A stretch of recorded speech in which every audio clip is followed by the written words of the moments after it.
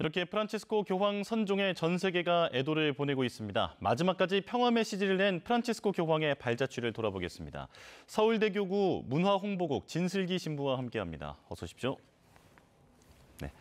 자, 건강 호전 소식이 들려오나 싶었는데 갑작스럽게 선종 소식이 들려왔습니다. 지금 국내외 애도 물결이 가득한데요. 프란치스코 교황 어떤 분이었습니까? 말 그대로 일반적으로 교황님을 지칭하는 표현 중에 하나가 신의 대리인이라는 호칭이 있는데요. 한때는 그 호칭이 말 그대로 너무 권위적이고 말 그대로 오늘날에는 맞지 않는 없어져야 할 호칭처럼 느껴지기도 했지만 적어도 프란치스코 교황님에게 있어서 이 신의 대리인이라는 호칭은 말 그대로 보이지 않고 느껴지지 어려웠던 하느님의 자비와 따뜻함들을 말 그대로 실질적으로 느끼게 해주셨다는 점에서 그야말로 보이지 않던 하느님의 모습을 보여준 신의 대리인이시지 않았나 싶습니다. 예, 이 교황명을 프란치스코로 정한 이유도 있다면서요? 예, 말 그대로 뽑히셨을 때 옆에 계시던 동료 추기경께서 가난한 이들을 잊지 말아 주십시오라는 덕담과 더불어서 조언을 해주셨다고 해요. 근데 바로 그 순간 머릿속에서 청빈과 빈자의 성인으로 추앙받았던 아시시의 프란치스코 성인이 생각나셨고 그래서 처음으로 교황명으로 선택한 걸로 알고 있습니다. 예, 자 프란치스코 교황의 어록을 또 저희가 정리를 해봤는데 함께 보면서 신부님과 이야기 나눠보겠습니다. 자, 생전에 교황이 보여준 모습들 우리가 어떻게 기억하면 될지 여쭙고 싶은데요. 어록을 보면서 좀 얘기를 나눠볼까요? 네. 네. 자, 평화. 우리는 평화가 필요하다라는 얘기를 가장 먼저 꼽을 수 있을 것 같습니다. 네, 사실 오늘날 우리나라뿐만 아니라 전 세계는 평화라는 건 말 그대로 머릿속에만 있을 뿐 실질적으로 삶에서 구현하려고 하는 건 아마도 성공이나 발전 이런 것들이 더 많지 않을까 싶은데요. 그런데 그렇게 성공과 발전을만을 추구하다 보면 분명히 소외받고 피해받는 이들이 생길 수밖에 없거든요. 그런 점에서 단순히 그들을 돕자라는 차원에서만 교황님께서 말씀하신 건 아니라 우리가 본질적으로 원래부터 찾아야 하는 걸 잊지 말았으면 좋겠다라는 마음에서 늘 평화, 자비, 사랑을 강조하시지 않았나 싶습니다. 예, 저 가운데 있는 동성애자인 사람이 하나님을 찾는다면 내가 어떻게 그를 정죄하리요? 이 부분이 큰 화제가 됐었는데 어떤 배경에서 나온 말인지 좀 해석해 주실까요? 즉위 초기에 아마 기자분들이 여쭙고 하는 과정 속에서 나왔던 건데요. 사실 가톨릭 교회는 지금도 그렇지만 동성애 행위에 대해서만큼은 윤리적인 판단을 합니다. 하지만 어떤 행위에 대한 윤리적 판단을 한다고 해서 그 행위를 한 사람에 대한 어떤 차별이나 과도한 공격까지 용인한다는 것은 아니거든요.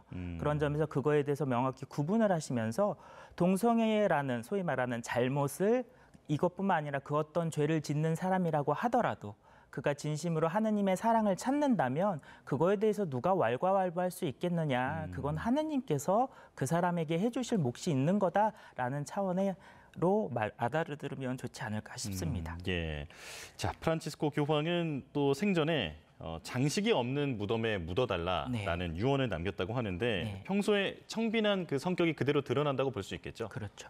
우리나라에 오셔서도 여러 군데에서 말 그대로 당신의 서명을 하실 일이 있었는데 아마 기억하실지 모르지만 큰 서명판에 아주 조그맣게 프란치스코라는 이름만 남기셔서 한때 회자가 됐던 적이 있는데요. 이번 유언에서도 당신 묘비에는 그 어떤 교황명이나 어떤 수식어 없이 오로지 당신의 이름만 새겨주셨으면 좋겠다라는 유언을 남긴 걸로 전해지고 있습니다. 예.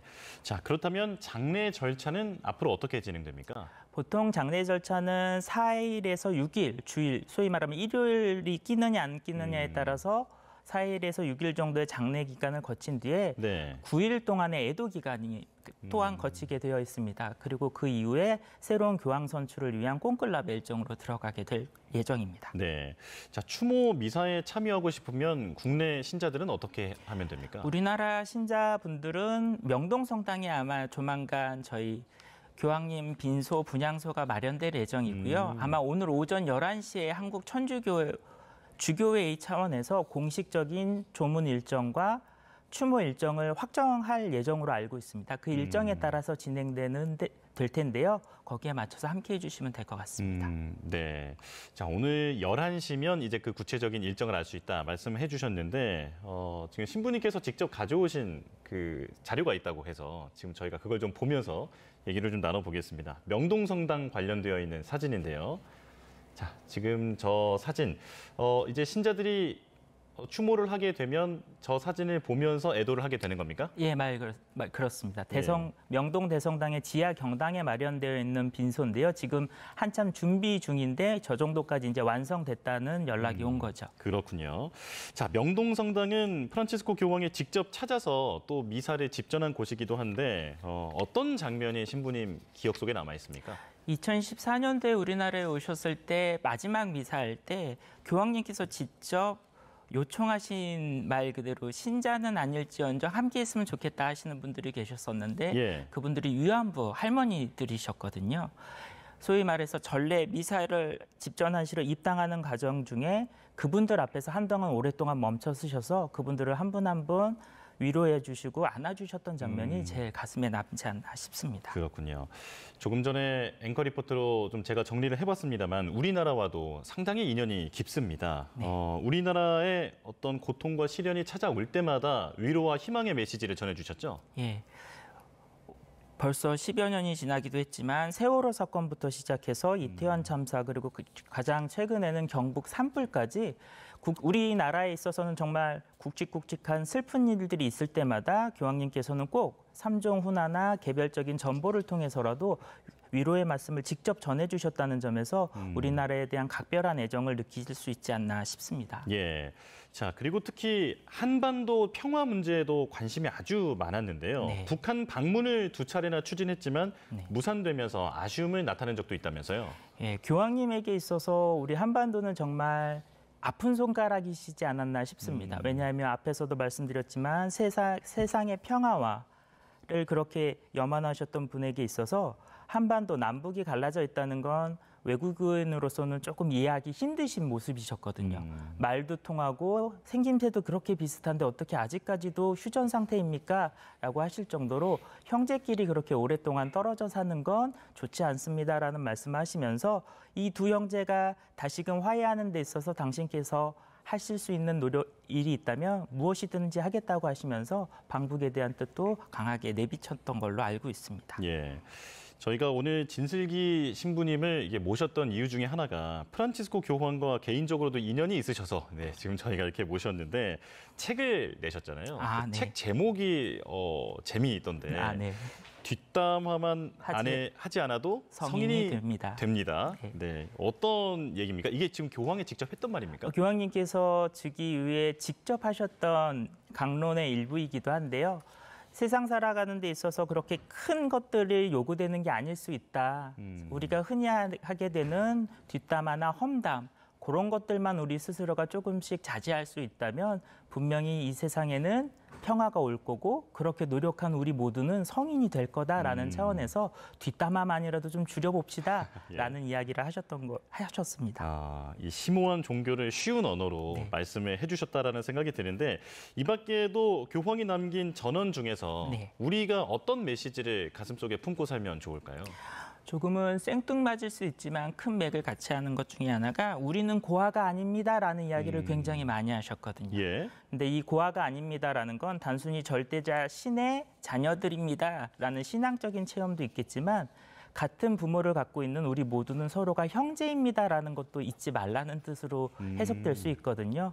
형제 자매끼리 마음에 안 드는 일들도 있을 수는 있겠지만 곧 풀고 다시금 같이 살아야 한다는 점에서 고아가 아니다라는 그 말만이라도 우리가 조금씩 되뇌어 보면 내 옆에 있는 분들이 조금은 달라 보이지 않을까 싶습니다. 네.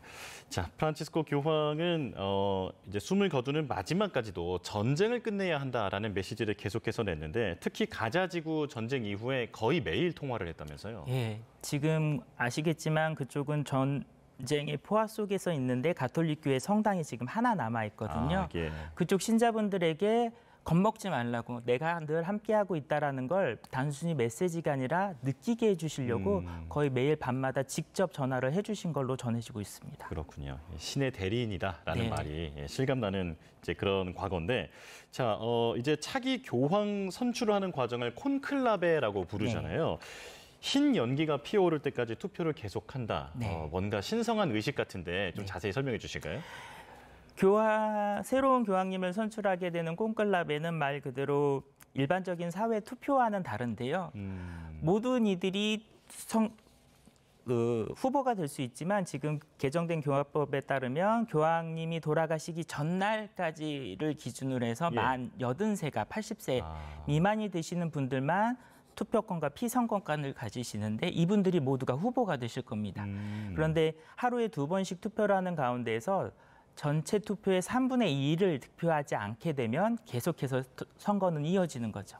그런데 마냥 이렇게 길게 끌 수가 없어서 13일 동안 하루에 2번씩 했음에도 불구하고 3분의 2 득표자가 나오지 않았을 경우에는 다득표자 2분을 놓고 거기에서 다시금 3분의 2 투표자가 나올 때까지 콘클라베는 이어질 예정입니다. 그렇군요. 그렇게 해서 검은 연기가 나왔다라고 하면 재투표의 재투표. 의미고 흰 연기가 나오면 뽑히셨다. 그렇군요. 네. 그럼 그 굴뚝을 보면 알겠군요. 그렇죠. 아마 네. 세상 모든 외신들이 그 굴뚝을 향해서 지금 설치하지 않을까 싶습니다. 네네. 자, 그래서 이 차기 교황이 누가 될지에 대해서도 관심이 많이 모이고 있는데 아시아나 아프리카 출신 가능성도 제기가 되고 있더라고요. 네. 우리나라에서는 유흥식 추기경도 자격은 되는 상황인 거죠? 예. 아까 말씀드린 대로 만 80세 기준으로 봤을 때 유흥식 추기경님께서는 거기에 해당되지 않기 때문에 아마 이번에는 유일한 한국인으로서 교황 선거에서도 참여할 수 있고 또한 본인 스스로도 후보자가 되실 수 있는 유일한 후보이십니다. 그렇군요. 자, 이제 마무리를 할 텐데 책까지 직접 지으셨던 분으로서 네. 교황의 메시지 어떤 것을 마지막으로 시청자들과 좀 공유하고 싶으실까요?